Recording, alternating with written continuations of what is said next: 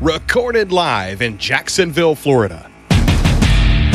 This is Trivial Warfare.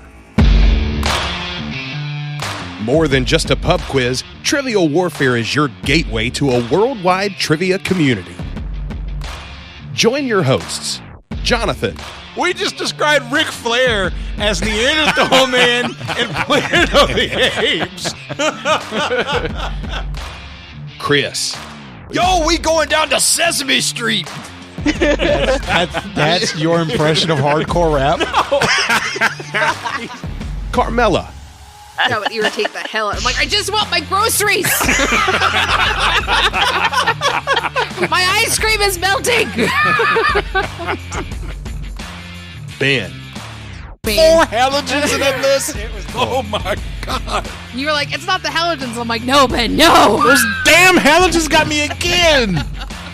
And the rest of the Trivial Warfare Army for another week of fun and games.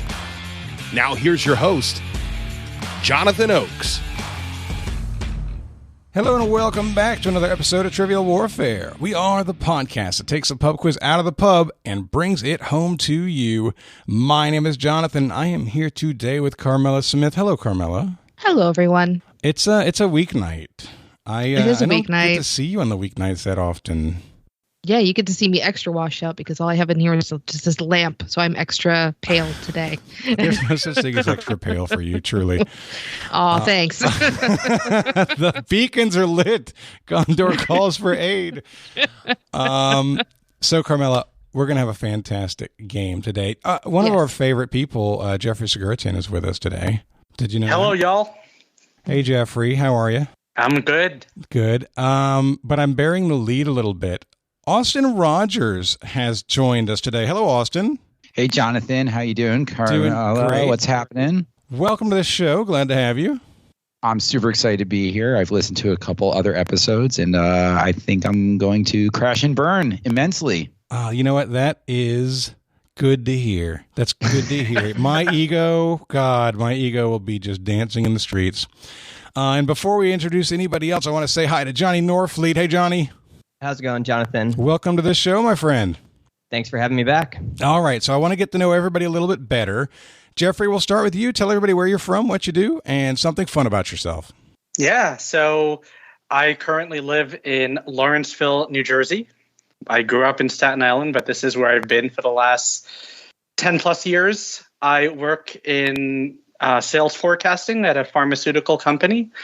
And I think one cool thing that I've been involved in since I've been on the show was that I got to appear on The Chase middle of last year, around June 2021.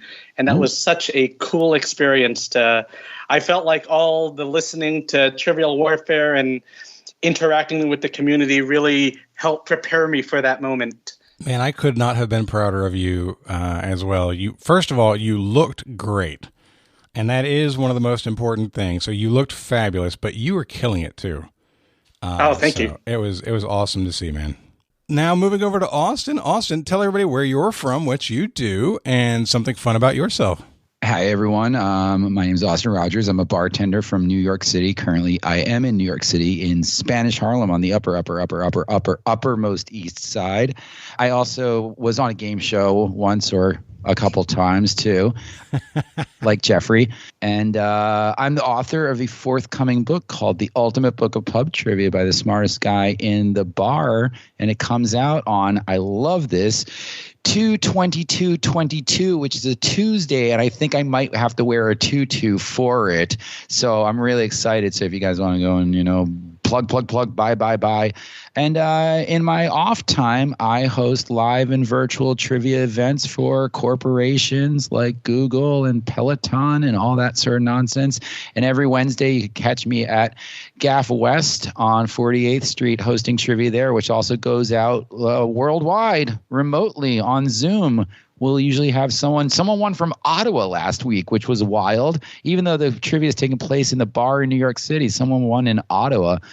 And that's pretty much it. Oh, it was Jeopardy. That was the game show I was on. I was okay at it. That was the one. I had to laugh when you were talking because Johnny literally pointed behind him to show that he bought the Peloton He's like, yeah, talking to me. He sold me the Peloton. Oh, I didn't even see it.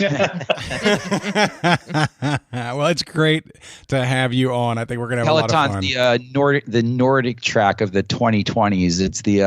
It's the soon to be a coat hanger. It's the gut buster. It's definitely got a future. All right, now Johnny, tell everybody where you're from, what you do, and something fun about yourself. Yeah, my name's Johnny Norfleet. I'm also live in New York City. Austin and I used to be neighbors a couple doors down from each other, and now we live a few blocks away, but both still in East Harlem on the upper East Side, as Austin aptly said. I have probably a non-traditional New York City occupation. I'm a sailing coach. So I coach a college sailing team at a university here in the city, and I also coach a youth sort of high-level junior sailing, high school age, not high school sailing, but high school age sailors in the summers and winters when we're off season here. As far as something interesting about myself, I think last time I was here, I had shared that I had appeared in an episode of Cash Cab. So keeping with the multiple, each of us has had some sort of a TV show appearance. Johnny, I was on that one too. You were once on Cash Cab. But as far as something different, I've always thought about what would I say? What would be my lead-in question if I was on Jeopardy and I was asked that question? And mine is that I was once accidentally drafted into a foreign military. Okay. Now, see, this is wonderful. So this is great. So what the hell? I want to hear more. I see Austin shaking his head and looking in disbelief. It's on the wall up in front of us. So I used to. I used to live in Bermuda. My mom worked there for a couple of years, and it brought us there, and that was kind of where I got a little more involved and active, sailing competitively. And I lived there. I moved back and lived there and worked there in the summers when I was in high school and college, coaching sailing. And I got a Bermuda driver's license or a moped license.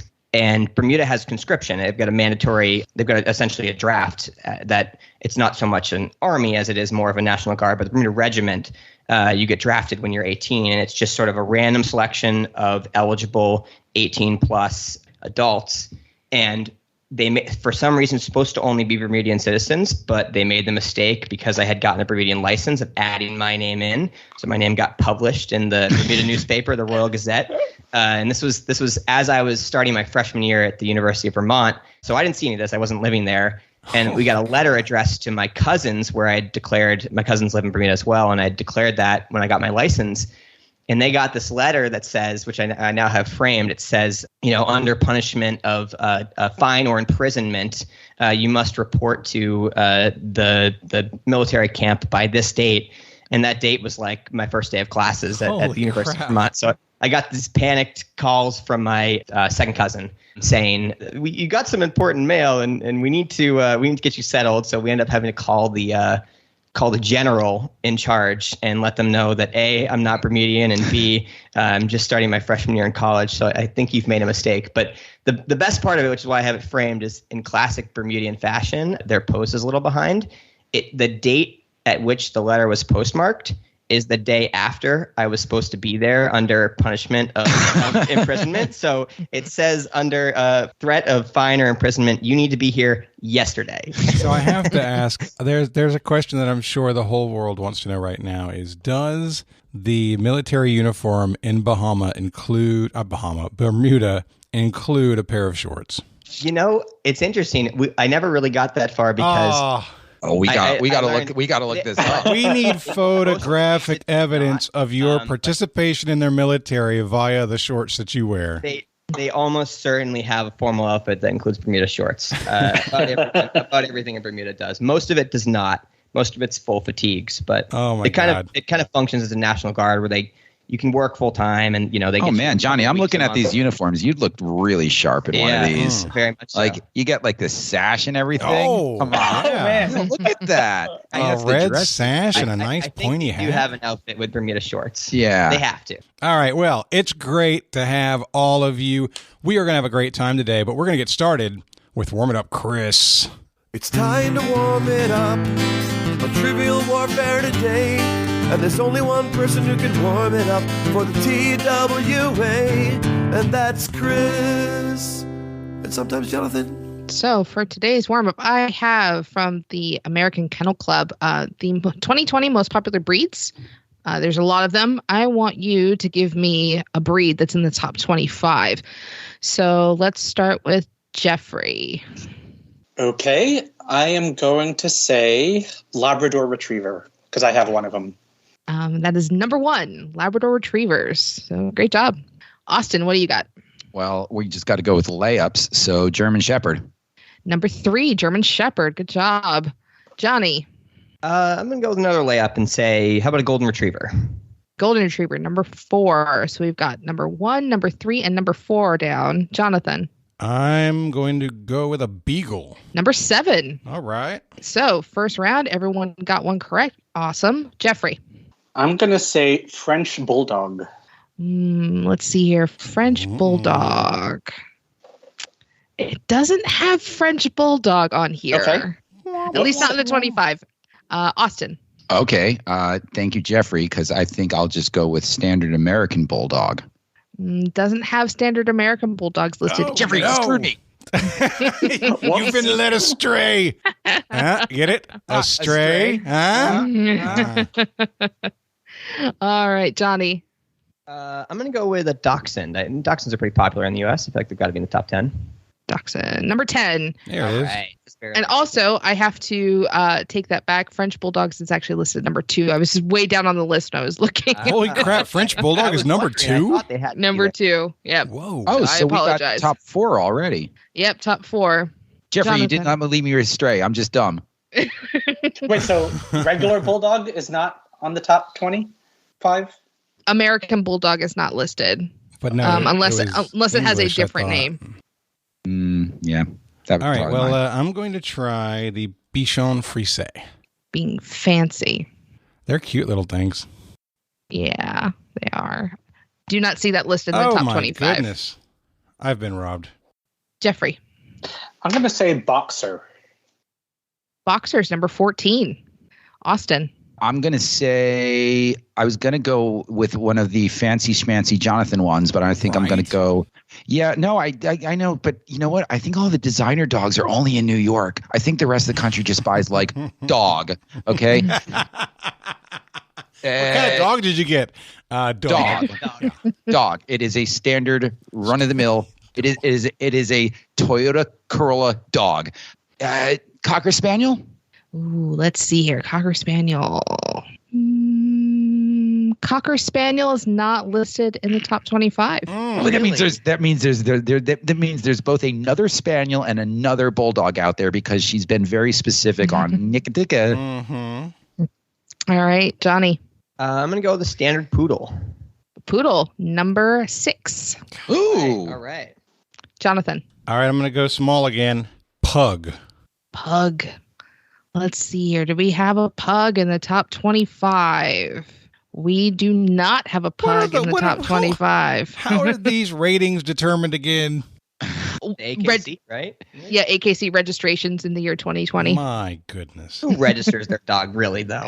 well, the animal cruelty people who think breeding a dog is ethical. I honestly thought that the toy dogs would be the ones most likely to be registered. That's what the list says, sir. Take it up with the AKC. All right, let's go one more time around. Jeffrey. I'm going to go big and say Rottweiler. Number 8. The Roddy. Austin. Jeffrey keeps giving me. I have the unfortunate of following Jeffrey and not coming up with my own ideas and being. Then Doberman Pinscher. Let's see here. Doberman Pinscher is number 18. Yes, thank you, Jeffrey. Johnny. So I don't know which way to go. I feel like I wonder how many of the crossbreeds, like the Golden Doodles and the Labradoodles, fit in the list. Or Don't do it. Don't do it. I'm not gonna. Yeah. That's why. Don't doodle it either. Right. I'm not doing it. But I'm gonna say, I bet Pitbull is pretty high up there, but I'm gonna go with a Yorkshire Terrier. Let's see here. That's a good Yorkshire one. Terriers. Number That's 13. Nice. And Jonathan, finishing out with you. Oh, that now you're making me think. What was Eddie in Frasier? Another kind of terrier. I can't remember which type though. So I'm gonna go after those spaniels. I'm gonna say a Springer Spaniel. All right. Just outside. God Springer bless Spaniel's it. number 26. Was St. Charles the one that was on there? I believe that Eddie was a Jack Russell. Jack Russell. So But Jack Russells aren't AKC recognized. They are. They must be. I don't think they are. I don't know. I'm pretty sure they're not. Well, they're not the top 25 either. There you go. All right. So the rest of the list: Labrador's number 1, French Bulldog 2, German Shepherd 3, Golden Retrievers 4. It just says Bulldogs for 5. It doesn't say like American or English. That's credit for all. Yeah, that means American Bulldog because we're in America and it's the American Country Club or Kennel Club, Carmela. Fine. If it was the English Country Club, why do I keep saying Country Club? It would be an English Bulldog. So if it says Bulldog and there's American in the name of the organization that designates it is clearly American, I want my points back. Well, there's no points for this round. No, but we can award a half of a cool point for almost a correct answer. You did give half of a correct answer. So you get a half a cool point, which can be redeemed for a smile or a high five if we ever meet. Excellent. Yes. I'll take the high five. All right. Poodles, Beagles, Rottweilers, number 9, German short-haired pointers. And then Dachshunds, Welsh Corgis, Australian Shepherds, Yorkshire Terriers, number 13, Boxers 14, Great Danes, number 15. Really? Mm-hmm. Rich people dogs. That's what we were missing. Siberian Huskies, number 16. Cavalier King Charles Spaniels, number 17. I thought that was way too posh and niche to be that popular. Doberman Pinschers 18, Miniature Schnauzers 19, Shih Tzus number 20, Boston Terriers number 21, Bernese Mountain Dogs number 22, Pomeranians 23, Havanese 24, and number 25 is Cane Corso. So those are your top 25. What was the last one? Cane Corso. What is that? It's a 70s band led by Robert Fripp. Thought he was a host of College Game Day. Hey, everybody. Some other ones that were mentioned: Pugs are number 29, Cocker Spaniels are number 30. So I mean, you guys named ones that were on there; they just weren't in the top 25. So. All right. Well, Shut Faces were number 45. They were way down the list. Those are rich people dogs. I got robbed. All right. Well, that is your warming up, Chris, for the episode. Thank you, Carmela. Of course. All right. So, guys, we're going to have a ton of fun today. Before we go on, though, I want to let you know that this is episode number 364. So this is on the main feed. I want to say a big thank you to everybody who supports the show. If you want to be like them, and that is to say awesome, you'll also get a chance to access the first 200 episodes of the show that are all in the archive now. Just go over to trivialwarfarearmy.com and sign up as a patron. At the $5 a month level or higher, you get access to damn near everything we've done, except a very few After Dark episodes at the $10 level. And $10 and higher gives you a chance to come on the show, which is always fun. So, trivialwarfarearmy.com if you want to be a part of this. And today's episode, it's going to be Austin and Johnny versus Jeffrey and Jonathan, with Carmela hosting. And it's time to play the game. Players. Oh, yeah. Y'all know what time it is. This is Mr. Literature himself, cordially inviting you to the game. This is 6 rounds of trivia goodness. 3 questions per round. Every right answer gets you 10 points. In the middle, we'll take a pause for the cause and ask a midpoint question worth up to 20 juicy points. After round 6, you can wager any or all those points you've been building up and take a shot at the final round. It's a series of theme-based questions we call the Gauntlet. It's just that easy, baby. But this game ain't gonna play itself, players. Let's get it on. Round 1, your first category is I Know You. Before starring in their own respective sitcoms, Deborah Messing, Courtney Cox, and Kristen Davis all had roles as the various girlfriends of what main character in a long-running sitcom that premiered in July 1989? Give it to me one more time.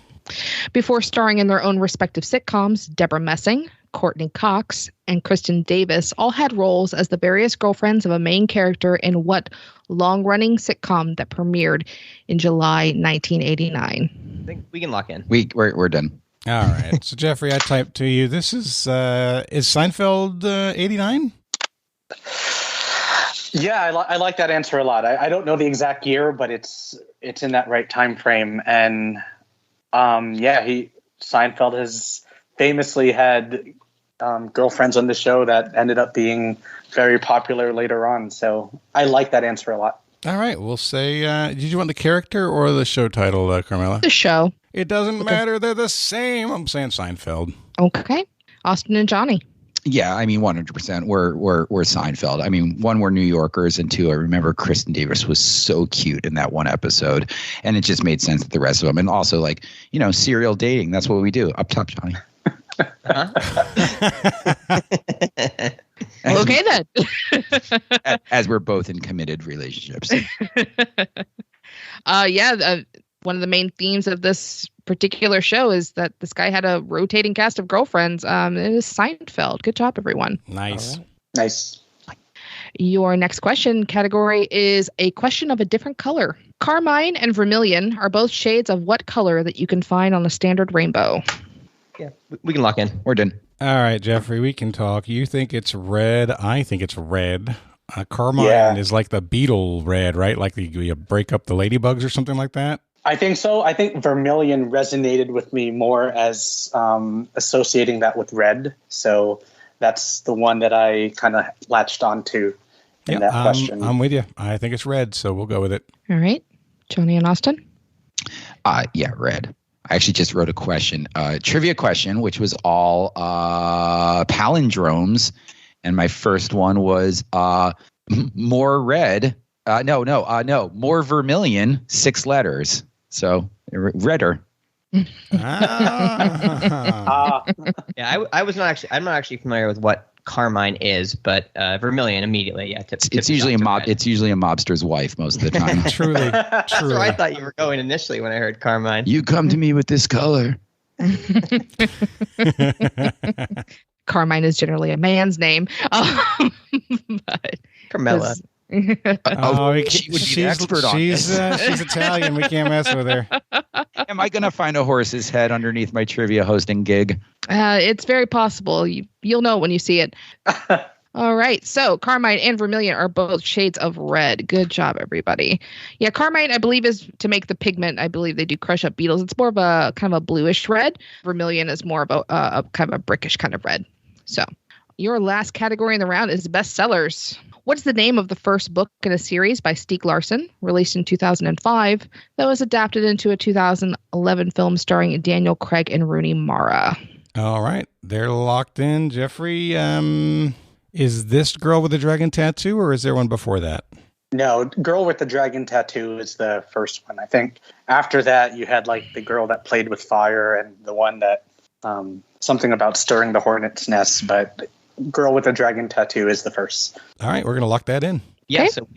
So we also locked in with Girl with a Dragon Tattoo. I wasn't positive like you. I wasn't totally sure which one came first in the series initially, but the moment you said Daniel Craig, I remember that. I enjoyed the movie, but hey, a lot of people didn't like it, and it didn't get picked up for the sequel that they planned. So, and the co-star who played Lisbeth Salander, Rooney Mara, she went to my high school. Oh wow! Yeah. I didn't know that. So did Kate Mara.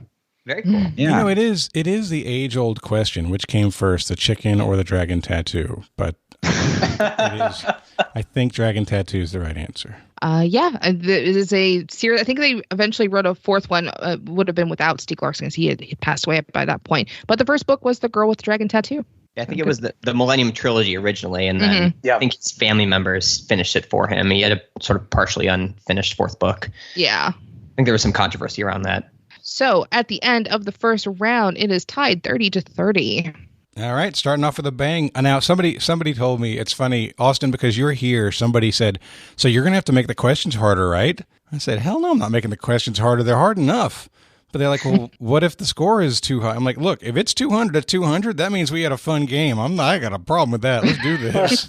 Yeah, man. Jonathan, that's my philosophy on trivia, too. People are like, these questions are too hard. I'm like, no, this round was too hard. Just wait to the next one, because you're going to do terrible on that one. And someone else is going to do great on that one. Like, if I got like a round, I'm like, all right, world capitals. And someone's like, God damn it. I'm like, don't worry.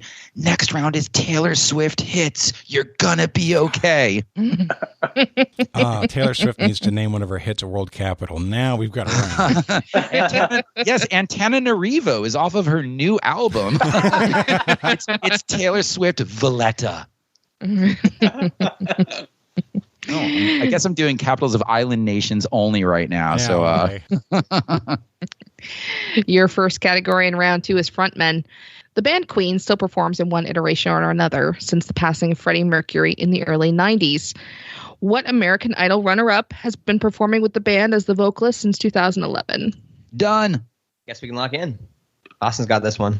Oh, right. So, Jeffrey, I remember that it was Chris Allen and this guy who has a really high, awesome voice. Adam something? Yeah. Adam Lambert? That's Lambert? exactly it. Adam Lambert.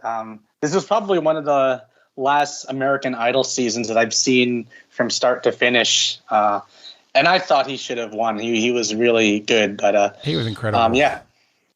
There are very few people who can sing Freddie Mercury songs and not sound like a total doof, and he's one of them. So, good on him. Yeah, he's got that total glam rock. We also went with Adam Lambert. He's got that total glam rock thing without being like contrived or trying too hard. It was back when American Idol like sort of meant something and you could become a star from it, instead of now it's just, I don't even know. The missus watches it all the time and I'm like, who are these people? I don't even know. Is anything going to come of any of them? But then we had the Lamberts and the tug my keys into the sides of her pretty little souped up 4-wheel drives. The Underwoods, that was her name. Yeah, we went with Adam Lambert as well. I believe Chris Allen also said at one point that this guy should have won. It is Adam Lambert. So good job, everybody. The really impressive thing was the transformation from a sheepish lion into a rock singer. Now that was impressive. All right, your next category is funny papers. What newspaper comic strip set in Muncie, Indiana, and featuring a lazy and often manipulative character and their long-suffering companions, made its debut in June 1978 and held the Guinness World Record for the world's most widely syndicated comic strip?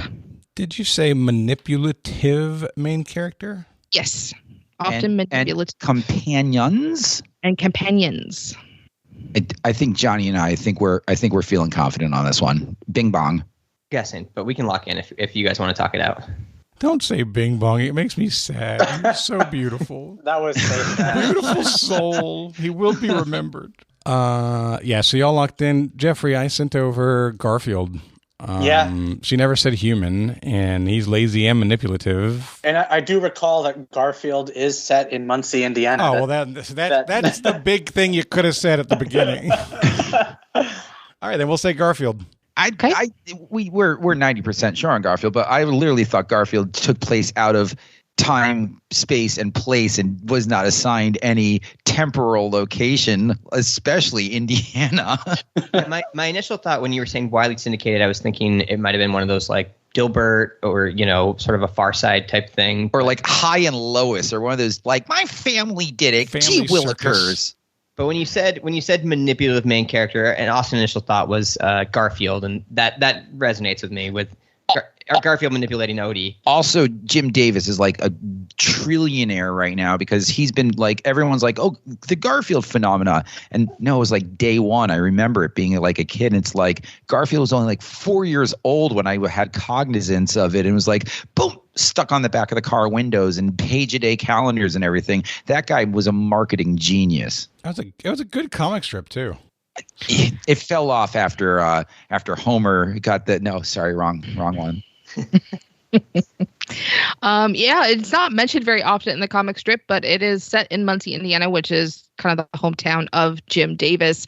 It is definitely Garfield. Good job. Outstanding. We've got a barn burner of a start here. I hate to say this so early, but Johnny and Austin, you're having a perfect game right now. So are you? Yeah. No, I don't know about that.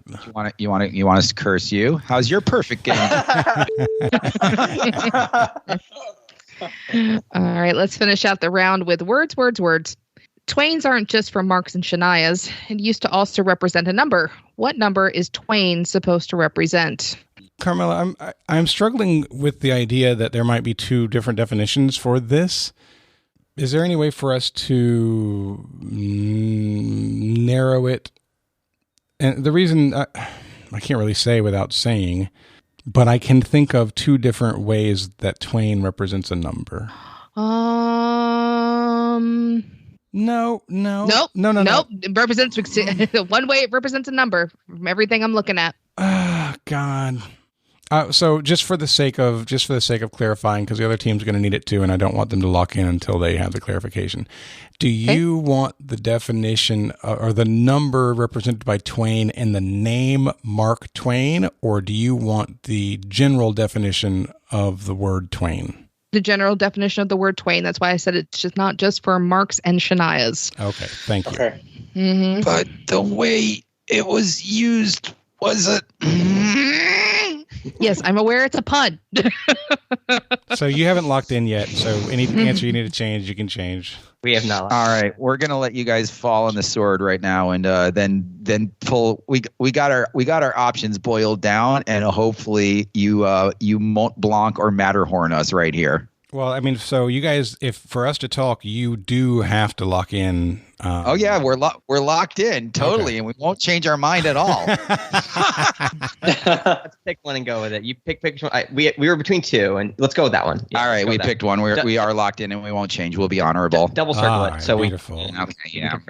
We're going with that one. Double circled. Jeffrey, I mean, I know Mark Twain is, I think it's fathoms. 2 fathoms is Mark Twain, right? And the fathom's 6 feet, so that'd be 12 feet. But Twain just means 2. You tear something in twain, you tear it in half. That makes sense. This was something I didn't really know a lot about, so I think listening to your logic and seeing it from 2 different angles, it makes total sense to me. I can get behind that. Even in the name Mark Twain, when they're saying it, it's like, here's the mark, it's 2. And what they're measuring, I believe, is fathoms. So it's still 2.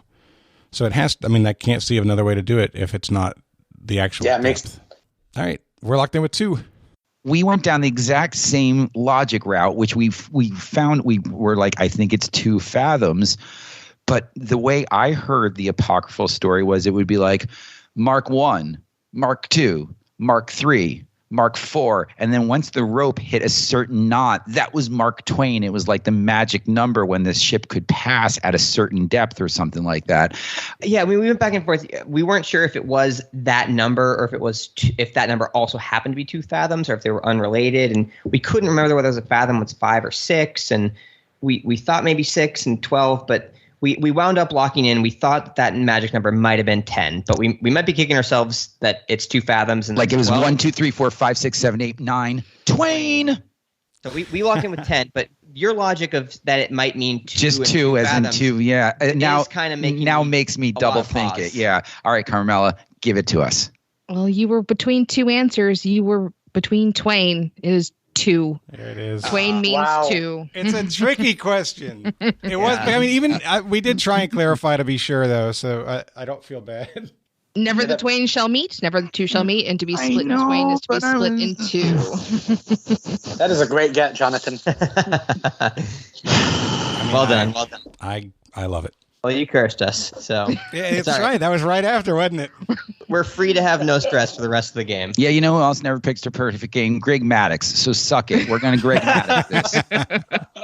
Well, after second round, Jonathan and Jeffrey have 60. Austin and Johnny have 50. And I think Austin might be planning to put a horse underneath my bed. I am noticing the Greg Maddox comparison, though. So, Johnny, I'm afraid Austin thinks he might have to join a new team in order to win. Yeah. All right, let's get into round 3. Your first category is linked up. If I were setting up a network and decided to use a P2P networking architecture to do so, I would be making each node an equal partner in the setup, roughly speaking. What does P2P stand for in this context? We can lock in. Yeah. All right, you're locked in, Jeffrey? I was thinking peer-to-peer, right as you were saying it. Yeah, peer-to-peer network for sure. We were thinking peer-to-peer, but actually like a nautical edifice. Is that the right one? We also locked in with peer-to-peer. I think of it in the terms of file sharing, perhaps maybe even illegal file sharing, but peer-to-peer, that's comes to mind for me. What was your illegal file sharing tool of choice out of curiosity, Johnny? For me, it started with Napster. I was definitely... Oh, you're old school. I was just old enough to have been on the Napster days before Napster got shut down and before Napster became a pay-for service. And then there was like BearShare and LimeWire, and then now you've got any number of mirror sites or torrents or things that we definitely don't use, right? Never. I was definitely a LimeWire person, and then later on, after everything got locked down, I found an old version, unedited version of the original BearShare that as long as you didn't let it update the code, you could access it the way that it worked back in the early days. And so I was able to use that for a few more years after it was all taken away. Oh, wow. I remember using a Kazaa in addition to I remember Kazaa. Oh, shit. Napster and LimeWire. Oh, my God. Good times. I like when you download it and you're like, I can't wait to hear the thong song. Wait a second, that's not the thong song. Yeah, a lot of disabled titles on there. I have definitely crashed a couple computers with LimeWire. But yeah, we were looking for peer-to-peer networks for this. So great job, everyone. Your next category is I need a drink. And I think I might. Sangria has some protections under European Union laws, advising that only sangria made in Spain or Portugal can be sold as sangria. Sangria made in other countries has to include where it was made and when it's sold in the EU, such as French sangria or German sangria. A traditional sangria is typically made with fruit and what alcoholic beverage? Not sure. Yeah. No, but there's more than How that. specific do we need to be, Carmela? I'm looking for a traditional recipe, and a traditional recipe calls for something specific. All right, thank you. Mm-hmm. You do have a bartender on the other team, which I just realized that's not so good for us. Yeah, well, that could also work against him because he might overthink it. Oh, true. We can lock in. Oh, thank goodness. Okay, so Jeffrey, I don't know what the hell Sambuco is, dude. What is was ist das? I think it's like a type of wine or at least a liqueur. I mean, it's not. I drink a decent amount of red wine this last year, and I can name the regular. Sambuco hasn't found its way across my little bar. Again, I don't consider myself an expert in this area. I mean, I usually just drink Miller Lights. That's my go-to. Are you confident that it's not going to be something like sherry or cognac? It's too expensive. It'd be too expensive if it was cognac. It has to be. I felt like it was like an Italian-sounding name, like the Sambuca, but maybe or something similar to that. The name that jumped to my mind was port wine, which is a sweeter kind of wine, but I don't have anything behind that. It's just the name that came up. That's how mine came in. Do you have any information about why Sambuco came up for you, or is it just popping in? I feel like the only times I've ever had sangria is at Olive Garden with the family. Oh, the classy band. And maybe I just recall that fact, but again, I'm not coming in with that much confidence since I don't really, drink a lot of this. But like I said, it was like an Italian-sounding name. It might be Sambuco or something sounding like that, but that's that is kind a of what's thing. in I know that is a valid name. Yeah. So I trust your memory of maybe seeing something once better than my memory of maybe hearing something once. So let's say Sambuco. And Carmela, we have locked in, and we're not going to change. But can you just say the question one more time? I just want to make sure I didn't mishear it.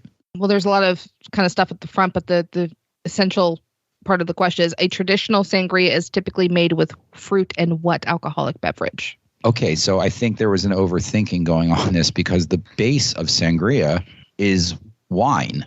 Yeah, just straight wine. Now, typically other sangrias, you'll add a little bit of other liqueur to it, but it is a wine-based beverage. That's why I asked about how specific do we need to be? Because she said in the original recipe it is a specific thing, so we avoided just saying wine for that reason. We maybe need to be more specific. We walked in with just wine, and we didn't. Unfortunately, we didn't give a specific kind of wine. If we need to specify, we didn't give a further specification. So we locked in broadly with wine. Before saying right or wrong, As long as the answer that you would specify with isn't port wine or Sambuco, because those are the only ones we mentioned, go ahead and say what your more specific answer would be. What type of wine would you choose if she needs that before she says if she does? I don't have a good answer. I mean, I'd probably go with like a Rioja or something like that, but I really don't know because I am an Irish bartender. I pour Guinness and whiskey. I don't know what's in sangria. Whenever I made sangria for parties, I'd literally just take a bottle of red wine, I'd upend it, I'd put some seltzer water in it, I'd throw fruit in it, I throw a little bit of Stripe, and I throw a Sprite, and I throw like a jigger of like rum or something like that in it, or brandy, or it didn't really matter. Sounds good until you had red great, Stripe. but it was kind of weird. It was great, but it wasn't sangria. It was just some concoction that was sangria-esque. Okay. I mean, it was like the uncanny valley of sangria. Looked good from a distance, but you get close, you're like, that's not right. Something's wrong with that. So go ahead. You take a minute to figure out, and you say it out. Go ahead and talk out loud. What would your Well, let's not waste time if we don't have to. Carmela, is your answer more specific than just wine? It is. Okay, so you guys need to name your wine. Rioja. Or do we want to just say red? Would just red wine be better? Is that red wine? Can we do red wine? I'm pretty sure she was more specific than that too. Is it okay? I'm going to tip over my king right now and resign with Rioja. Yeah. All right. So you say Rioja, we say Sambuco. Sambuco is Italian. It is an anise-flavored liqueur. Oh, Jeffrey. Why did I trust you? What was I thinking? Oh, yeah. I'm so sorry. Yeah, Sambuca's straight up licorice. Yeah. Yeah. Whoops. I typically drink Guinness, but I also really like sangria. Quick question, Austin. Rioja, what kind of wine? Is that a red or a white? It is a red wine. You need to be more specific than wine because white sangria is completely different, but red sangria is traditional sangria is made with red wine, so I will accept their answer. So all you wanted was the color of wine? Yes! I could have said red wine. Yeah. But you didn't. Oh. UB40 playing the hits. I am so sorry, Jonathan, that I led. No, I don't blame you. I blame Carmela. He blames me because I told him he needs to be specific, and red wine is more specific than wine. laid down the bunt and made it to first. Oh Take that, Maddox. Yeah, the pitcher threw it into the crowd. You made it a second. You guys Chuck Knobloch that one. Exactly. Well, if everyone's done, side-eyeing me for my sangria question. Your last category in the round is taglines. What 1997 black comedy set in Michigan has the tagline, "Even a hitman deserves a second shot"? I got it. I think we can. Oh, yeah, I think so, too. Yeah. Yeah, we can lock in. Yeah, we locked in. I was trying to type out Gross Point Blank, I think. That is what I was thinking, yeah.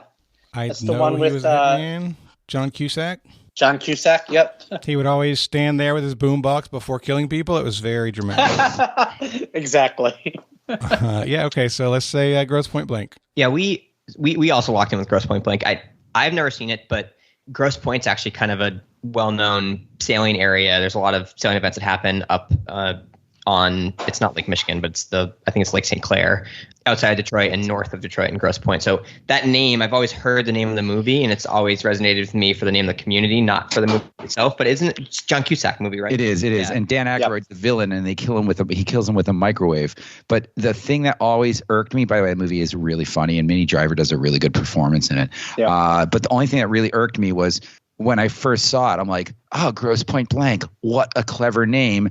And then they're like, oh, his last name is Blank. And I'm like, oh my God, you guys did that cutesy nonsense thing where it's like, went a little too far. Like forgetting Mary. Oh, her name's Mary. I didn't even know that. Good Will Hunting. Oh my God, his name's Will Hunting. For putting the name in the title. Grosse Point Blank. His name's John Q. Blank. Other than that, great movie. Highly recommend. Grosse Point Blank. Locking it in. This diatribe brought to you by Austin Rogers. Whatever. That's even worse. So it's set just outside of Detroit in Grosse Pointe, Michigan. It is Grosse Point Blank. Good job, everyone. Nice. All right. So after the third round, it is 80-80. All right. And go ahead and hit us with the midpoint. Your midpoint category is obligatory sports question. Yes. Congratulations to the LA Rams on their second Super Bowl win. There have been 7 teams in Super Bowl history to win the game 2 years in a row. Name 5 of those 7. Okay. I'm going to write my list. You're at your list, and we'll cross-reference here. All right, I think I got 6 already. Okay, I've got some guesses here, but you may already be ahead of me on this. Yeah, here's what I got. All right, we can lock in after some debate. Yes. All right, so Jeffrey and I are close. We're debating on the last one. Because I'm terrible with the years. Thankfully, Jeffrey is better. I came to the party knowing, no doubt, the Packers won the first 2. Yep. And the Cowboys won in like 91, 92, or 92, 93. And then, Jeffrey, you mentioned Broncos, which yes, Elway in like 98, 99. Yep. So those 3 we're sure about. And then it's like, okay, Steelers, 49ers, Patriots, it's some mix of these bad boys. And Jeffrey, you were confident that the Steelers actually did it 2 times in the 70s. Yeah, I think they won back-to-back twice in the 70s. For sure, Steelers then. So that's 4. And then we're just trying to finalize which one do we like better, Patriots or 49ers. I can't remember, dude. You know I have a blind spot with the Patriots. Yeah. I felt like the Patriots won back-to-back at the very least when they beat the Panthers and the Eagles. What year? What range of years was that? Was it like the Carson 2000? Wentz era? No. Donovan McNabb? So that would be McNabb and Terrell Owens, right? 2004, 2005 -ish? 2005 or 2006 was the Colts and the Bears. So I'm trying to remember. It would be before that. Before that? Yeah, that's what I'm thinking. Was this a Cam Newton Super Bowl? No, this was like Jake Delhomme. I think. We are going to have to come to an answer pretty soon. I think the Patriots is the 5th. All right, well, we'll say the Patriots for the 5th then. So we literally did the exact same list as you. We knew the Packers, nailed the first 2. We knew the Steelers, hit a whole bunch of them in the 70s back to back. We knew the Cowboys in the 90s. We knew the Broncos. I was almost positive the Broncos won back-to-back in the late 90s with Elway because one of them was against the Pats. And I thought the Broncos were one of the teams that beat the Bills twice straight, but I can't remember now. Austin wasn't sure, but I kind of put my foot down a little bit on the Broncos. So we locked in with Packers, Pats, Cowboys, Broncos. And then we were between the Niners and the Steelers, which we knew both won multiple titles. And we knew the Steelers won throughout the 70s, but we didn't know if they were back-to-back or if it was like one here, another here, one here, another here. Exactly. We wound up crossing out Steelers and locking in with Niners, but what are the final 5 that you went with? So we went Packers, Pats, Niners, Broncos, Cowboys. All right, so those are our answers, Carmela. So your 17s have done it. Packers did it for the first and second Super Bowl. The Miami Dolphins won 7 and 8. Oh, the Dolphins. Oh, that's who we all missed. Steelers won 9 and 10 and 13 and 14. 49ers won 23 and 24. Cowboys won 27 and 28. Broncos won 32 and 33. And the Patriots won 38 and 39. The reason I was like, okay, you guys need to hurry up because you were choosing between 2 correct answers. And I doubted and threw out Jeffrey's suggestion of the Dolphins. It never made it to the air, but Jeffrey had the Dolphins. We didn't even get there. Yeah, because I hate fish. Well, dolphins aren't fish. Their nickname's the fish, though, Carmela. They say, go fish. Let's go fish. All right. Well, at the end of the midpoint, what's the score? It is 100-100. Tie game. It's a barn burner. All right, everybody. That is the end of the first half. Before we go on to the second half, I want to let you know that today's show is sponsored by BetterHelp Online Therapy. You all already know that I love BetterHelp Online Therapy. I think that they are a fantastic partner for Trivial Warfare, and I think that anybody who gives them a try would benefit from using their services. You can use your video chat, you can use phone, you could even message back and forth using your text messages. You don't have to look at anybody. You don't have to let them see you or you see them. It could be however you want. You can get set up in less than 48 hours with a licensed professional therapist. Now, you got to think, why would I do this? Why would I spend my time or money wanting to talk to somebody about whatever things are going on, right? I think that everybody who listens to Trivial Warfare is a smart enough person to understand the benefits of therapy. It's investing in yourself. whether it's figuring out why it is that you react a certain way in a certain situation, or why it is that you might be self-sabotaging, or maybe you just need to vent. Maybe you just need to talk to somebody who knows how to listen and can give you impartial advice. BetterHelp is the perfect place to get connected with a therapist who can do that for you. I've had wonderful experiences with BetterHelp. My time with Crystal, I've talked about a bunch of times, was absolutely fabulous, and I'm actually reconnecting with her in the near future, and I'm very excited about it. This is something that I would recommend that you take advantage of as well. This podcast is sponsored by BetterHelp, and Trivial Warfare listeners get 10% off their first month at betterhelp.com/TWA. That's right, you can get 10% off of your first month. You go to BetterHelp, that's BetterHelp.com/TWA. Give it a try today and invest in yourself. Today's show is also sponsored by EveryPlate. You can experience full plates and full wallets with America's best value meal kit. So when we talk about value, what are we talking about, right? EveryPlate is 50% cheaper than grocery shopping. So your starting point is saving money. It's all pre-portioned. You have the recipe cards that tell you not only what to use, but how to use them. So you're going to spend less time in the kitchen, and your results are going to be, unless you're just a really fabulous chef, your results are going to be better than you could do at home on your own. There's 17 different recipes that you can change every week. You can swap your proteins, your veggies. You can get the things that you like. Think about it like this. One meal of EveryPlate is the price of a cup of coffee. So do you want coffee or do you want a meal? Get rid of the stress, get rid of the planning, get rid of the grocery store visits, and try EveryPlate today. If you do try EveryPlate today, you can try it for just $1.79 per meal by going to everyplate.com and entering code TWA179. That's right, you can get started with EveryPlate for just $1.79 a meal. Go to everyplate.com and enter code TWA179. Today's show is also sponsored by Family Sounds. I am still excited about working with Family Sounds on their concept. So, if you missed it last time, Family Sounds is a company that works with their customers to record their stories and spoken word memories into a podcast format. I want you to really think about what that means. Maybe your child is growing up, right? Maybe they are about to go off to college. Maybe there are things that you want to get down today permanently so that they have something that they can listen to from you. Whether it's things that you wish for them to know their whole lives, whether it's stories about them when they were young that they can share with friends and family and whoever else for the rest of their lives.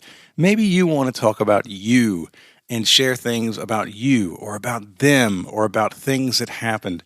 All of that is workable with Family Sounds. This is such a great concept. And in order for something like this to work, it has to be done with a really good company.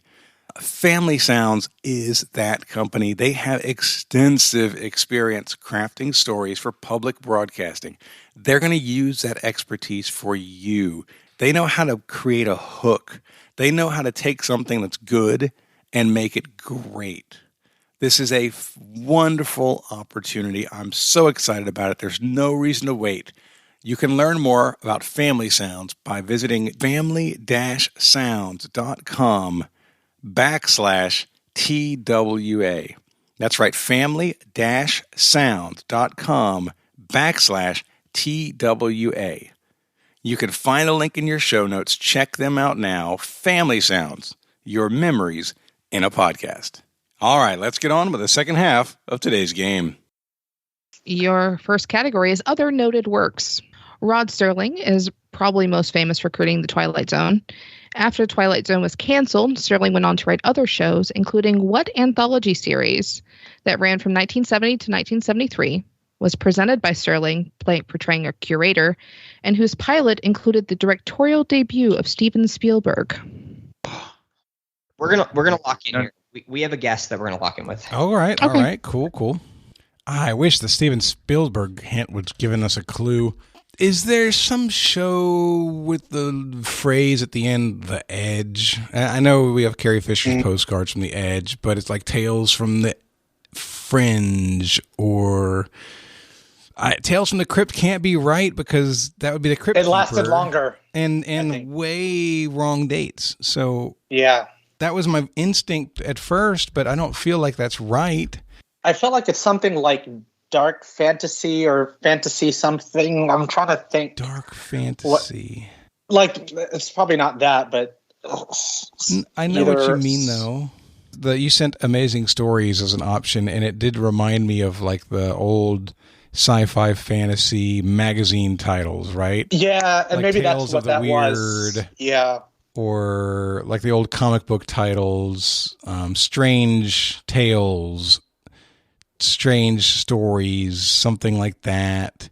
The whole curator thing says museum to me, and it makes me think maybe there's like a human zoo or a human museum or something like that, where every show he's giving an exhibit and then going into the story of the exhibit. Strange Tales isn't awful. I like what you said with dark, though. It did ring a little bell for me. Dark Tales or Fantasy Tales? Not Fantasy Tales. Dark Tales. Woo! Yes, I saw that. Man, I feel like we're circling around what I'm trying to pull in my mind, but I'm not quite there. Tales from the Dark Planet. You said Strange Tales. Strange Tales is the name of an old anthology. I'm stuck on Tales, but Tales from the Dark Side, which is... Wait. We haven't said that. Tales from the Dark Side, is that a thing? Maybe. Is that something I just made up out of the blue, or is that a thing? It might be a thing. I mean, my TV knowledge in that era is not, it has so dark great, in it, which is nice. Do you want to go with that? We don't have a good answer. Wait, sure. Tales from the Crap? Yes, exactly. Crap. I'm okay with that, Jonathan. We will guess a possibly made-up show of Tales from the Dark Side. We had an interesting conversation here. Austin honed in on the Spielberg part, and he knows that Spielberg did a show in the 80s called Amazing Stories, and you guys mentioned that. And we were wondering, was Amazing Stories a reboot of something from before? You mentioned it was a comics thing from the 40s that could have perhaps tied into. But for some reason, I had stuck in my mind it was Rod Serling presents something. I for some reason that really rung a bell to me. It was like Rod Serling presents blank. It was the post Twilight Zone. So I don't know where I've heard that, but it just came to me. And I was saying that and repeating that a few times. And Austin kind of just said, was the show just Rod Serling presents? And I don't know if that's too on the nose because Carmela mentioned he was a presenter, but and when you said something museum, that did kind of ring a bell with me. So I wonder, we could be totally off here, but we wound up locking in with just Rod Serling presents, and who knows? But hey, that was what we got to. And barring that, spooky door. So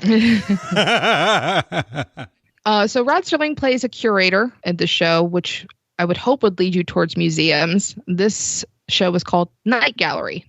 Ah, God, dark. It was night, not dark. Yeah, that's. I've heard of this. No, was it ever called Rod Serling Presents Night Gallery, or was there any Rod Serling Presents element to it? I don't know why that resonates so heavily with me. I could just be wrong. I mean, that's a distinct possibility. Can't believe I didn't think of that one. That eats me up. By the way, Dark Gallery, it doesn't sound clean for some reason. It sounds like the euphemism night soil.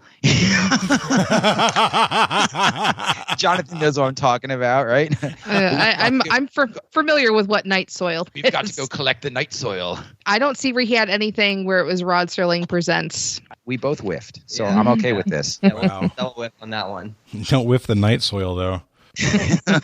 Yeah. Don't whiff that. Night Gallery is supposed to be pretty good. It's got a similar kind of vein to what Twilight Zone was. It's like kind of like a horror sci-fi kind of thing. It was just done in a different format. So Black Mirror. And it's where Steven Spielberg got his start. That's the thing that eats me up is that once you said it, it's like, yeah, I've heard Steven Spielberg Night Gallery before. That's the part where it's like, ugh. The pilot was in 1969, and that was his first paying gig. Yeah. All right, your next category, starring roles. Okay. The 2002 film Frida had Salma Hayek in the role of Frida Kahlo, for which she was nominated for an Oscar. What British actor played the role of Kahlo's husband, painter Diego Rivera?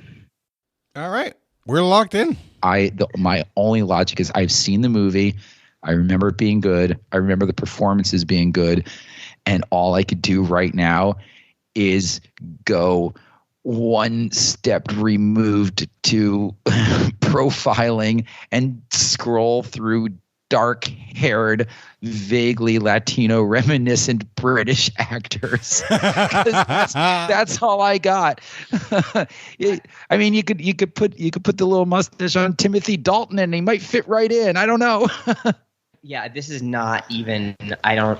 But it was one of those. I did know that Salma Hayek played this part in this role, but that's the only. If you were like, movie Frida, what about it? I'd be like Salma Hayek, and that's the only piece of information I can give you. Okay, hold on. We can come up with a plausible answer on this by the fact that it was one of those manufactured Oscar bait darling kind of films where everyone wanted to do the tour de force kind of actor roles.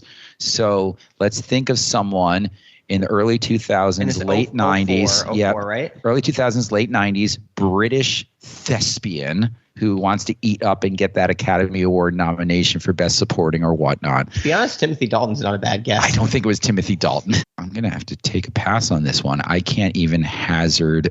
I've seen the movie, and I'm just drawing a complete blank. I can't even hazard a guess. You want to go with Timothy Dalton? Timothy Dalton. We're going to say Timothy Dalton. It's completely wrong. Our wrong answer. It's completely wrong. The example you gave as just the joke example at the beginning comes back to be the answer at the end.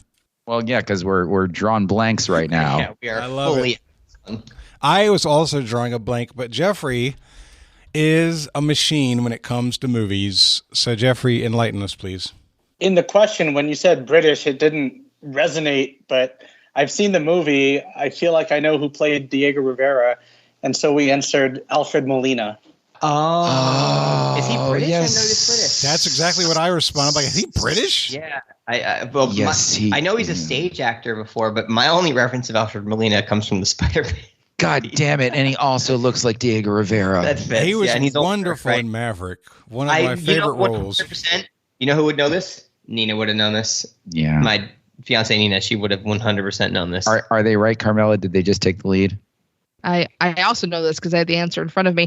He's from South London, and his father is Spanish. So you were right looking for something with a Spanish name. Timothy Dalton, decidedly not in that arena, but this is definitely Alfred Molina. Great job, Jeffrey. Nice.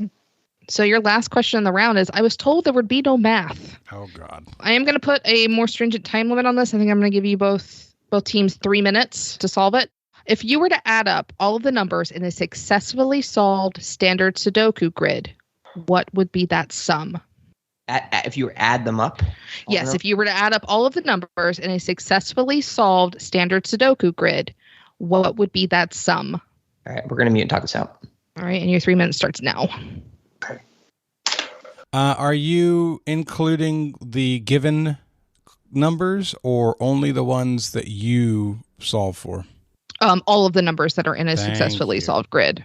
So, Jeffrey, you want to lock in with your number? Oh, you want me to double check? Yeah, you want to double check? Yeah, give me a double check. Hold on. Basic arithmetic, not a strength anymore. 1 minute remaining. I do agree with your answer. We can lock that in. Okay, let's do it. We're locked in. We had a lot of back and forth about how formulas work, and then we just realized... I can't do math, but I know what the equation to get us to the right answer would be. And give me a moment. I'll get us there. He's going to do the math. We figured out how to do it, but I literally... She's got you on the time limit. It's going to be a race against the clock. You got about 30 seconds right now. Okay, so it's going to be... We figured that we're getting to 45 times 9. Just do it with math. I can't do it. I believe the answer is 4 or 5, but give me a second. Hang on. So it's 40 times 9, right, which is just 180, 360. 15 seconds. 9 times 5, which is 45. So it's 360 plus 45. We're not going with 405. That's our answer. All right, just under the gun. And we'll give our context. Sorry, I was trying to talk it through at the same time as do the math. I can see the vein pulsing above Austin's eyebrows right now. Austin's like way up here. I can't do math. I knew that Sudoku was 9 by 9, but I didn't really know how it laid out. And Austin said that each row and column has to have a 1 through 9 in it. So based on that, we assumed that 1 through 9 have to each appear 9 times in the 81 total boxes. So we basically took, 9 plus 8 plus 7 all the way down to 1, and then times that by 9. So the number we came up with was 45 was that total. 9 plus 8 plus 7, 6, 5, 4, 3, 2, 1. And then times that by 9. And that number we came out to was 405. Now, we could have gotten a number wrong in there. We could have, the math could have been wrong, but that was the logic behind it. Now, if the number 405 is correct, I'm sure we're not getting partial credit. But hey, well, that's as far as we got. So 405. Okay. All right. So Jeffrey, go ahead and share our answer, please, and how you did it. Similar logic. We knew it was an 9 by 9 grid, adding up the digits 9 all the way through 1. So we did, pretty much the same math. 45 times 9 to get to 405. The word you're looking for is permutation, by the way. Thank you. The one with the exclamation point.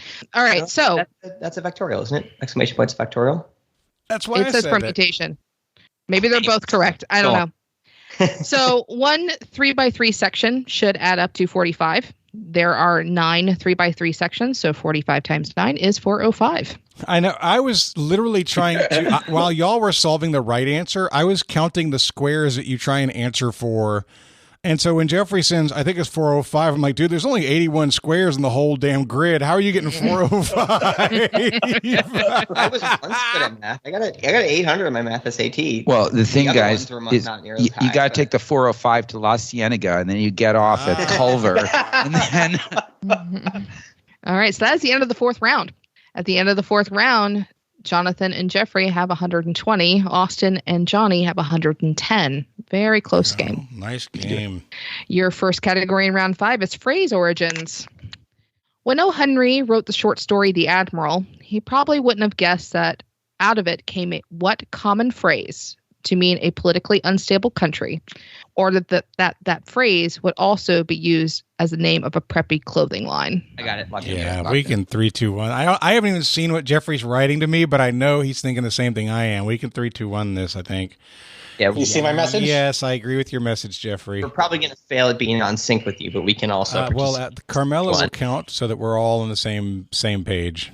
All right, so 3, 2, 1. The Gap. Banana Republic. We had a different 3, 2, 1 answer. You said the Gap. No, I was joking. I just wanted to go. We did lock in. Yeah. So word of advice: don't do that. They are owned by Gap, aren't they? Carmela's like, technically, that's an incorrect answer. I'm sorry. And you said it the loudest. And that is what it's circled. And he wrote it down in circles. No, I believe you. Hilarious. I'm just saying, maybe don't do that. Their new team name you're lucky is. I didn't go with Old Navy. Yeah. Oh, their new team name is the Gap Band. That is official. Yes, it is Banana Republic. So good job. All right. Your next category is cryptozoology. Cryptids are a common theme around the world, and the United States is no different. Our most notable cryptid is Bigfoot in the Pacific Northwest, but there is another cryptid in the folklore of Alabama, Georgia, and Florida. In 1818, in what is now Apalachicola, Florida, a newspaper reported a, quote, man-sized monkey raiding food stores and stalking fishermen on the shore. And there are stories of a large, foul-smelling creature in Seminole culture called SD Kapkaki, but it's believed to be the same creature. What is this cryptid more commonly known as today? Jeffrey. Take it. We're locked in 100% for sure. A monkey-like man who smells foul. Honestly, this is not in my folklore Rolodex, and it's just a blank spot. Like, I wouldn't expect someone from a different area to know about whatever regional folklore we have up here, like Rudy Giuliani. The Jersey the Devil. Scariest cryptid. Man. So why don't we're going to go down by 20 here, which sucks, but why don't we just lock in with the Wendigo? Yeah, Wendigo. It's wrong. All right. Jonathan, I don't know a darn thing about a Seminole name or anything like that, but I know about a foul, hairy monkey kind of thing that stinks.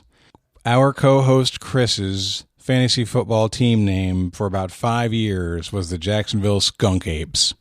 And the Skunk Ape is a cryptid that is got to be the right answer to this as far as I could tell. So we locked in with Skunk Ape. And we've got a nothing. We've got the Wendigo, and I've never heard of a skunk ape, so we wouldn't have gotten it in the first place if would this is not have correct. heard of it either, except for Chris's football team. So I gave you that it's a man-sized monkey and that it smells bad. There are actually 3 acceptable answers. Skunk ape is one. Woo! Swamp ape or Florida Bigfoot. It is actually fairly easy to backdoor your way into this question. Damn it. We should have said Florida Bigfoot. We should have just said Bigfoot. No, if you said Bigfoot, she would have asked for more information, I think. I would have. Well, you gave us Florida, so I could have, I gave you Alabama and Georgia as well. Truly, the only way I got it was Chris's football team. He had an adorable little mascot and everything. You know how sometimes you hear a trivia answer and you say, man, I'm never going to forget that. I'm always going to remember that. Mm-hmm. I'm not. I'm going to forget that one. Nobody will. I've seen they have pictures or whatever, just like they do with Bigfoot. There's one of a supposed skunk ape kind of like hiding behind some sawgrass.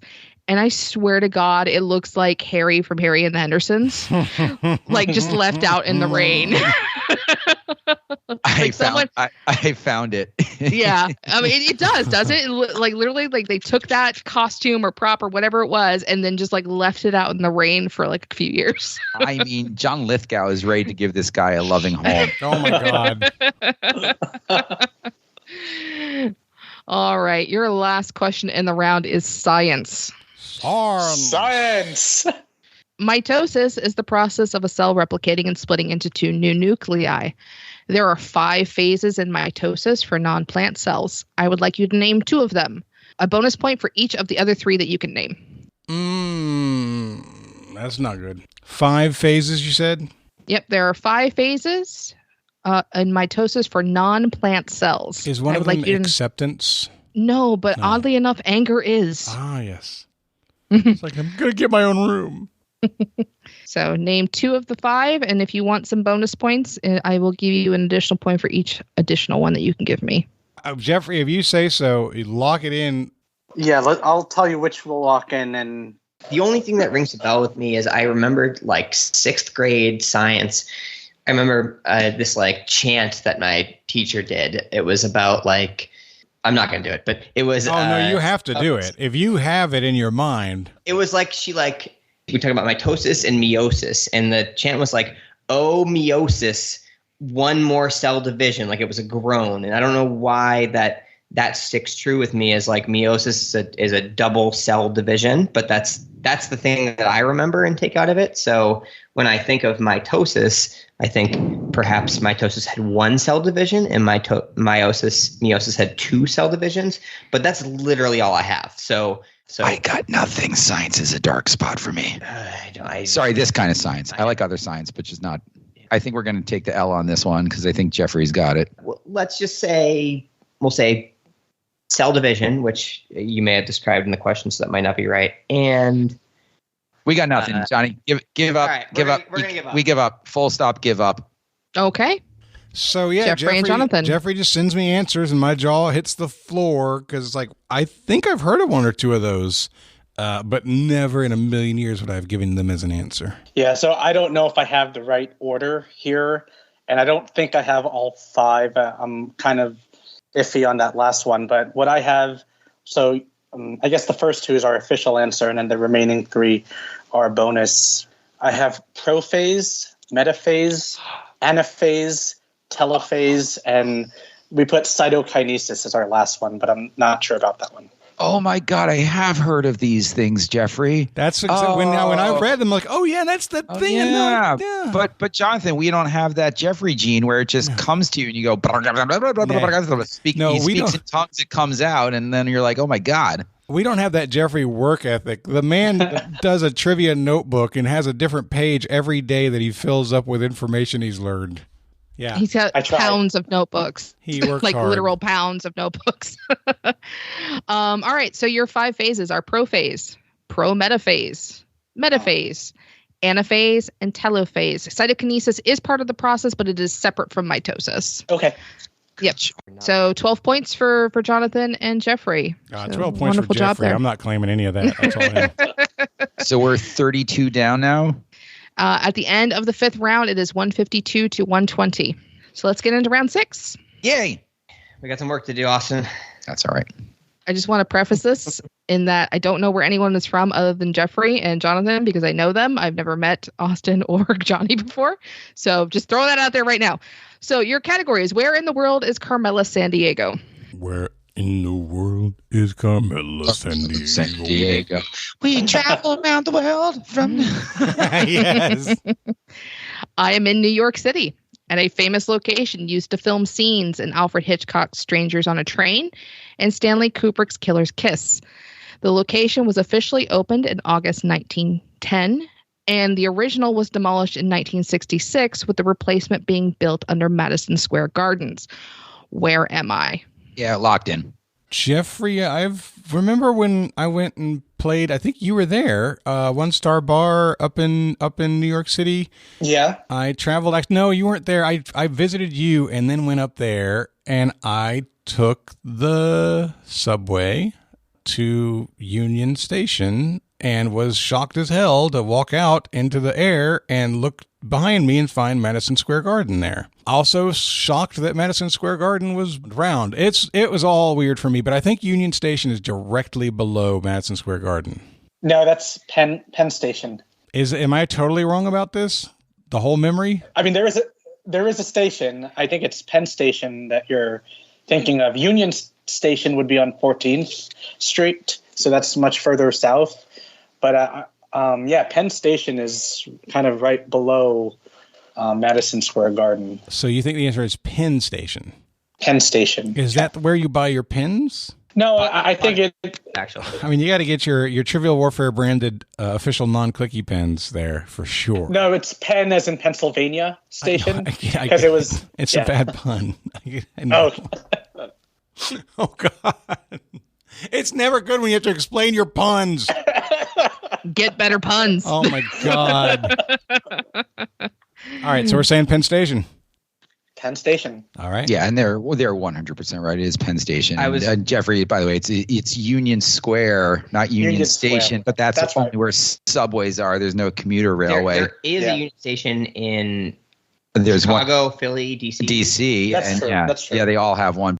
Both of those movies I talked about as being part of it being shot in Penn Station were in the 50s. So it was when the original was there. You can actually kind of see it there. But I've seen pictures of it. It's an absolutely gorgeous piece of architecture. But yes, I am looking for Penn Station. I was looking up Union Station to see. I'm like, okay, well, where is that? And I'm like, nope, there is no Union Station in New York. I just didn't know what the hell I was talking about. It happens. I think there's one in Chicago, one Philly, one DC. DC was the one that came up first. And then I think Chicago after that. All right, your next category is It's Art. Jazz is the name of an art book with prints of various cut paper collages. By what artist? A pioneer of the Fauvism movement. Austin says we're locked in. We're locked in. Matisse, wouldn't it be Jeffrey? Yeah, he was famous for collaging and cutouts and later in his career. So yeah, I think it's Matisse. That's one of the pieces of information that stuck with me from the Misinformation show. The show they did on Matisse, for some reason, him doing the paperwork and the collages and all that stuff, that has stuck with me forever. So we're good. We're locked in. Yeah, we're locked in too with Matisse, but he did not do it. He was wheelchair bound at that point in time in a long pointy stick.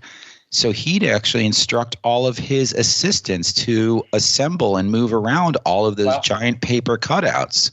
But yeah, we're locked in with Matisse. Wow, the good life when you can get credit for crap that somebody else does. Oh, yeah. Give me some of that. Everyone's like, Andy Warhol and Jeff Koons, all they do is just tell their assistants what to do. I'm like, yep, so did Rembrandt. Grow up. Michelangelo. Yeah, he was pretty limited mobility by that point in his life. This was the end of his career that he did the cutouts. But yeah, I mean, he still had the whole vision. He just would tell people where to put them, and still, his creativity. But I am definitely looking for Henri Matisse. It's a good job. He went by Hank. Like Hank. All right, your last category before the gauntlet is dramatized history. The 2010 opera, A Queen of Knives, tells the story of a brother-sister knife-throwing act in a traveling carnival in the 60s. The carnival is taking place in the midst of a historical student protest that occurred in the spring of 1963, organized by the Southern Christian Leadership Conference that was part of what civil rights campaign? All right, we can lock in. We've got an answer.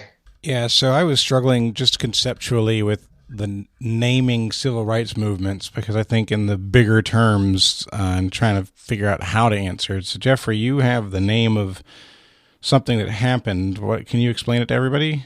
Yeah, so I remember seeing a documentary on this, and I think the time frame is right. I don't know if it's that exact year, but it was called Freedom Summer, where they were basically trying to get blacks in the South registered to vote. I mean, that's the only campaign I can think of, like during that time period. Yeah, that's kind of, and I don't know if that's the official name of the campaign or if it was just some nickname that was attached to it. But I mean, the best I have is Freedom Summer. It's a damn sight better than the best thing I was ever going to come up with. So we'll go ahead and lock in. So you're locked in with Freedom Summer? Yep. Yeah. Yeah. Okay. All right. So we went through the same logic that Jonathan went through, which is how do you name these subsets of the overarching? Right. And Johnny actually did write down Freedom Summer, but it seemed too generalistic. So I actually got us to lock in, and now I'm double thinking, but we've locked in, and I thought the subset of the civil rights movement that we're talking about is the Freedom Riders, wherein people, activists from the North came down to mobilize. Now, here's the question. The second you said Freedom Summer and you gave it the context, Jeffrey, I thought, are these two the same thing? Maybe. I have no idea. Carmela's about to tell us, though. I am about to tell you. So, Freedom Summer took place in 1964. Oh. Freedom Riders took place in 1961. Oh my God. Whoops. So this is the Birmingham campaign, the Birmingham confrontation. So, Okay. Yep, that's the one that took place in spring 1963. Wow. Good to know. Mella. Well, I think we all learned a little something right there. I hope so. No, I wasn't being facetious at all. We G.I. Joe'd that one. Knowing Wow, is half the battle. Hey. No one gets the medal. Big scores going into the gauntlet. Yep. So Jonathan and Jeffrey are in the lead with 172. Austin and Johnny have 140. Your gauntlet category is Songs of Rest. It's 172 to 140, right? Yes. Not a runaway. Pretty close game. All right. Our wager's locked in. Our wager is also locked in simultaneously here. Also, in the offline, while we were just talking amongst ourselves and recording this for posterity, Jeopardy fans will be completely pleased at how dumb I am at wagering. I literally have no science behind this whatsoever. I'm like, that sounds like a good number. And Johnny's like, no, idiot. Here's how it works. I'm like, nope, I like that number. Mwah, mwah. Jeffrey and I went through right. a lot of Have a number stuff somewhere to in- justify the right wager and then went with a different number. So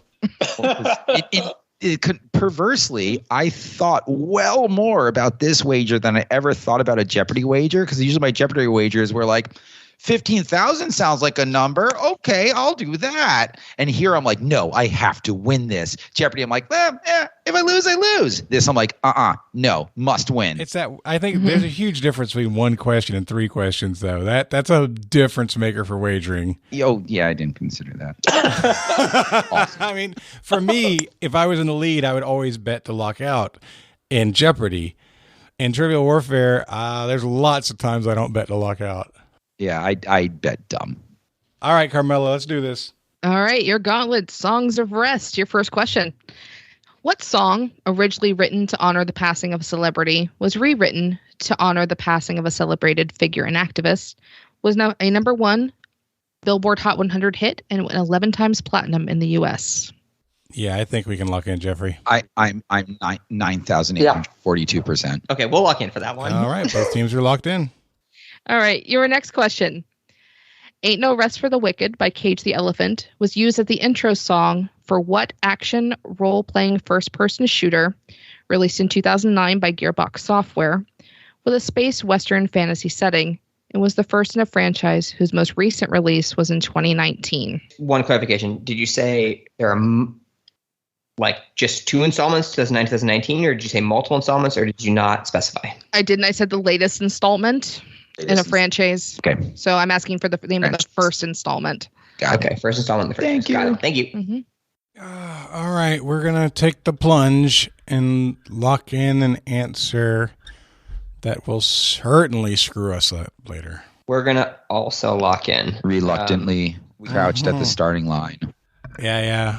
Our engines are pumping and thumping in time as well. Yeah, well, we're going the long jacket.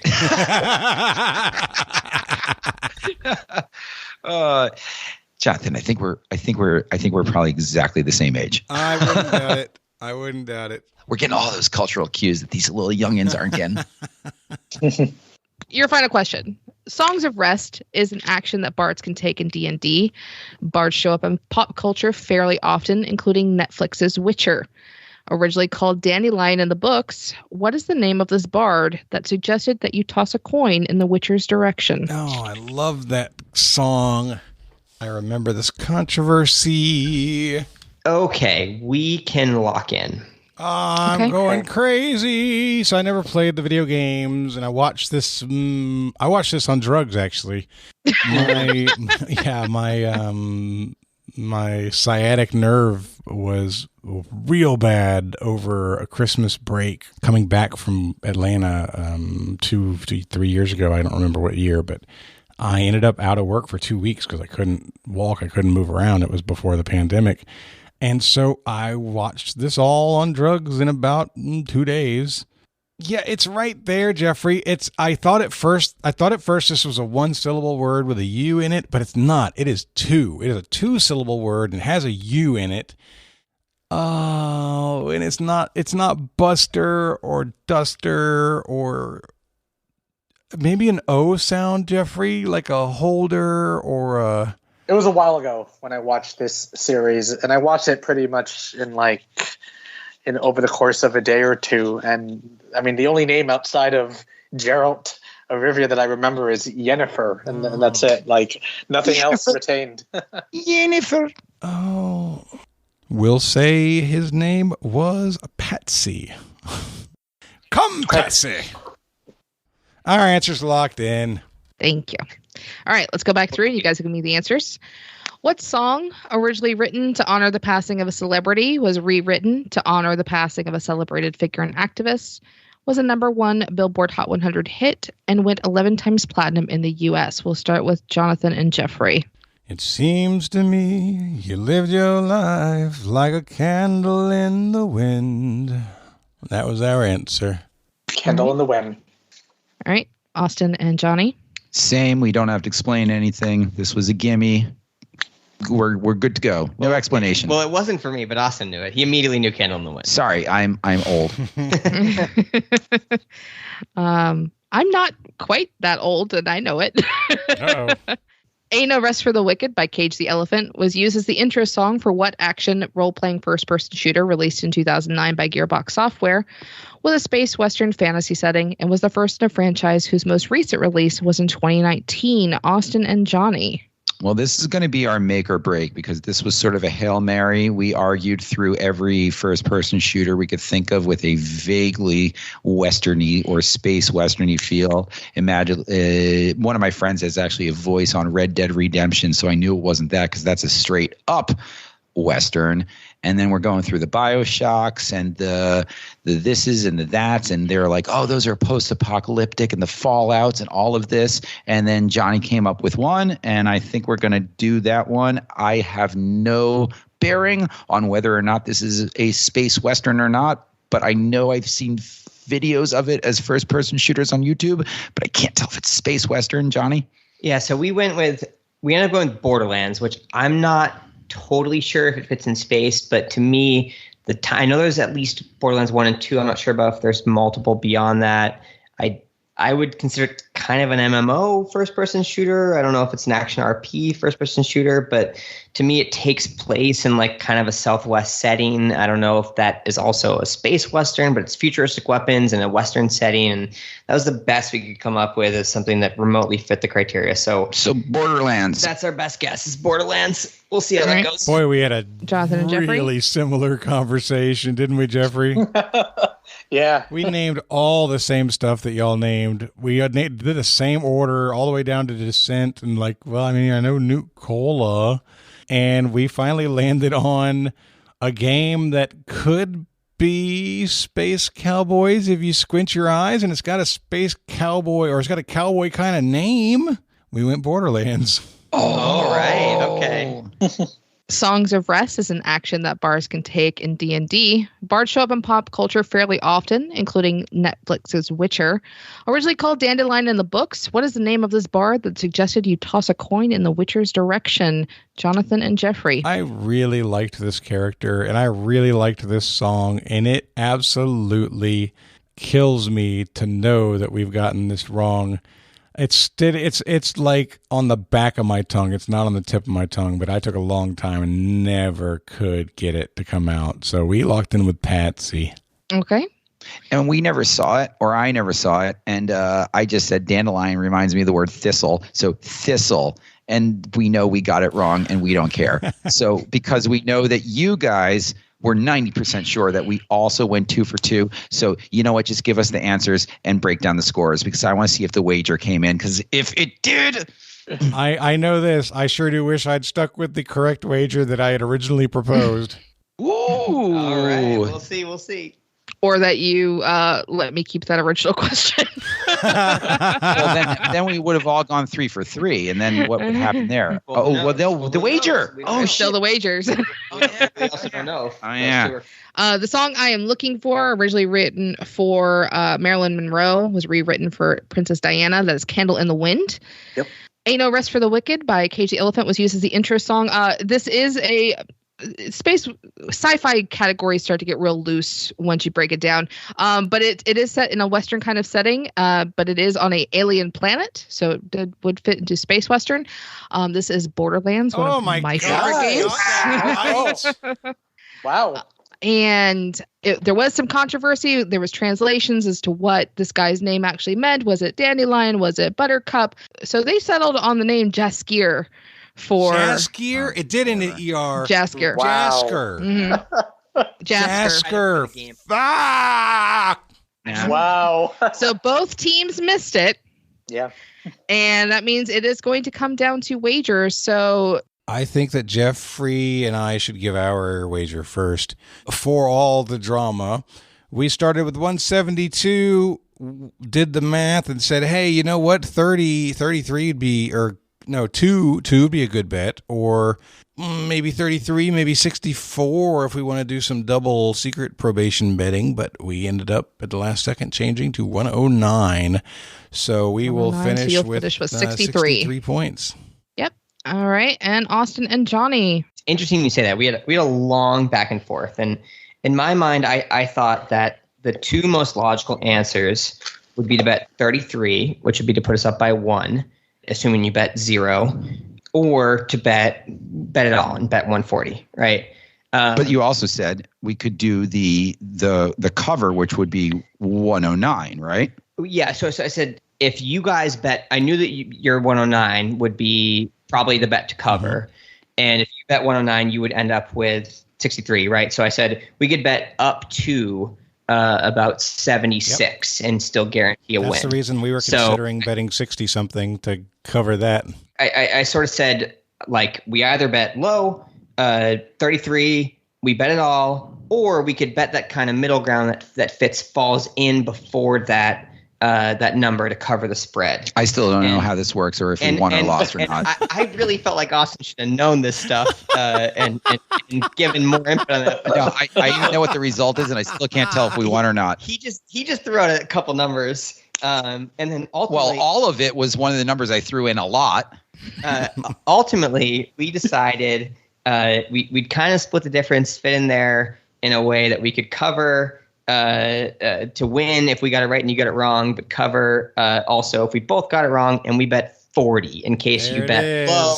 There you go. There it is. Just a little bit. All right, so you will finish with 100. So with a score of 100 to 63, Austin and Johnny, you are the winners. Congratulations. My Austin dumb and Johnny with a comeback. My dumb number that I just go, 40? Like, because that's what I do. And it did. Oh, my God, this has been so much fun. Jeffrey, 64 was the right wager. We should have stuck with it. It would have been the perfect wager. But unless if that other question was in there, we would have been fine. But you know what? Well, no, we would have been fine too. You guys would have beat us. 64. Yeah, you would got it. Great game, guys. That was a lot of fun. Oh my God. All right, well, Jonathan, Carmela, Jeffrey, thank you so much. Absolutely. This was so much fun. So before we go, we like to give everybody a chance to do shout outs and promote causes they care about. Austin, I know you just put a new book out, so let's talk about it. Or a new book coming out here. Yeah, so it comes out 2/22/22. It's called The Ultimate Book of Pub Trivia by the Smartest Guy in the Bar, and I'm now a published author. But it's really great, especially if you are a fan of something like this, because over the past 15 years, I have hosted Pub Quiz and written over 85,000 original questions. This is a curated book of 3,000 of those questions, and much like how Carmela hosts, it ebbs and it flows because each of these rounds are encapsulated in their own little mini game, wherein if you've got one category that you think you're going to do terribly on, say New York neighborhoods, and you know nothing about New York, it doesn't matter because the next round up will be Disney teen shows, and then there we go. We've got two different groups of people getting the lead, and the greatest part of it is at the end of it is a little appendix on how to take my book and rip it off and start your own pub quiz at whatever local bar that you want to, because that's how it all starts. I'm super excited. I will be on CBS Mornings tomorrow morning, and they will be taping my pub quiz live from Gaff West. Nice. And then after that, I go on a 20-city book tour. So go to austinrogerstrivia.com and check out those dates. I'll be in Asheville, Boston, Seattle, Cleveland, Austin, Denver, Atlanta, Philadelphia, D.C., Boston. I said Boston twice. I don't know where I'm going to be. The publisher just sends me places and I go, and I'm super, super, super duper excited. Well, it's been great having you for sure. And everybody go pick up the book. What's the name of the book one more time? The book is called The Ultimate Book of Pub Trivia by the Smartest Guy in the Bar by Austin Rogers, Workman Publishing. Beautiful. Out on shelves 2/22/22. And here's one little imploring, since we're all trivia fans and trivia geeks here. Don't buy from Amazon. Go to indiebound.org and your local bookshop will send you a copy instead. Let's keep this money local. I'm going to get enough money from the Amazons and the Walmarts of the world in the first place. So if I'm going to give a peer-to-peer callback, a peer-to-peer reference and referral, I'd rather that you bought the book from your local indie. Outstanding. That's awesome. All right. Johnny, your turn. So it does feel weird saying I just got engaged. My girlfriend Nina, my fiance Nina, she's a trivia host at a bar in New York City, Biddy's Pub on the Upper East Side, Thursday nights at 8 p.m. now, 8 p.m. since our post-pandemic time. I'm there every week as a guest. She's there as a host. I sometimes fill in as guest host. Austin shows up once every couple months as a random fill-in to eventually lose in a often pop culture themed round. She does 4 rounds, and it's general knowledge, current events, pop culture, and a theme round, but it tends to skew a little pop culture heavy. So it's usually fun for sort of both trivia folks and non-traditional trivia folks. And Biddy's Pub on the Upper East Side, 91st and 2nd. come join me. You'll find me at the bar. Look for Johnny. There we go. Ask who Johnny is. Get on that team. Come play Biddy's Trivia with us. Very cool. Very cool. And Jeffrey, we'll wrap it up with you.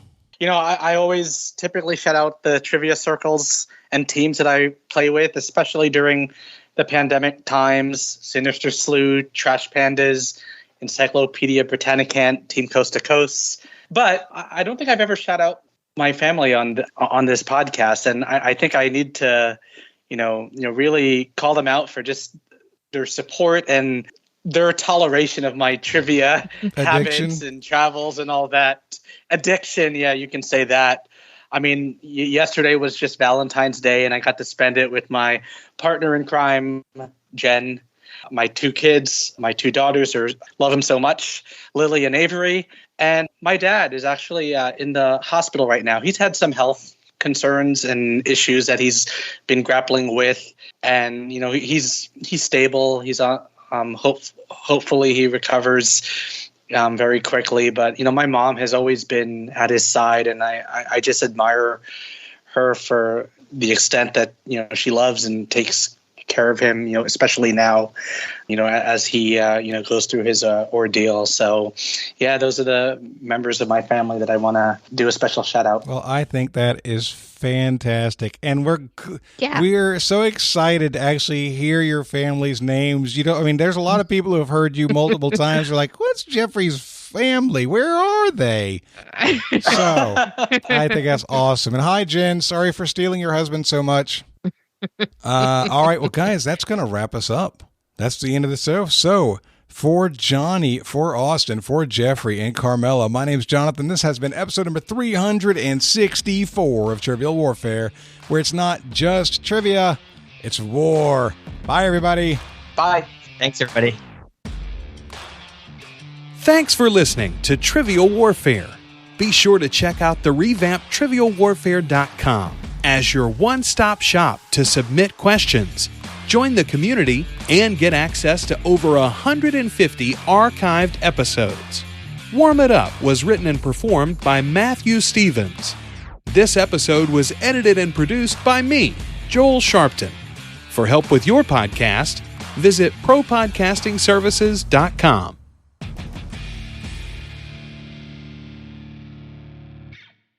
Baseball is the one sport that my trivia knowledge just doesn't follow through, and nor does my pop culture knowledge. Any baseball reference to anything actually happening is just fully over my head. If it was Kareem Abdul-Jabbar, that I might get it, but it's okay, Johnny. I don't know shit about baseball either. Yeah, it's definitely a blind spot for me. But Johnny's a good baseball name, though. Johnny Norfleet's the best. It really is a good baseball name. Second baseman, Johnny Norfleet. Hey, Chuck, do you know that he batted .298 last year? I think this kid's got a... I don't know what that means. He's got a case of the yips, though. That's a problem. That I know what that means. No, but the curious thing about Penn Station, okay, so we are currently in New York City, and I have read something on the order of, I want to say 50 different books on New York City history, but rather than bore you immensely on it, the tearing down of the original Penn Station, which was an absolute masterpiece, was one of the reasons the city created the Landmarks Preservation Commission to save other landmarks, specifically because Jacqueline Kennedy Onassis at that point in time, they were planning on ripping down our other great terminal, Grand Central Terminal. Oh, wow. They were planning to rip that down and build a super high rise there. They ended up building the Pan Am building on the other side of it. But she's like, we can't tear down all of our cultural legacy. And she, Jacqueline Kennedy, got Kennedy Onassis at that point in time, got Grand Central saved, all because of the outrage, because no one could stop the tearing down of Penn Station.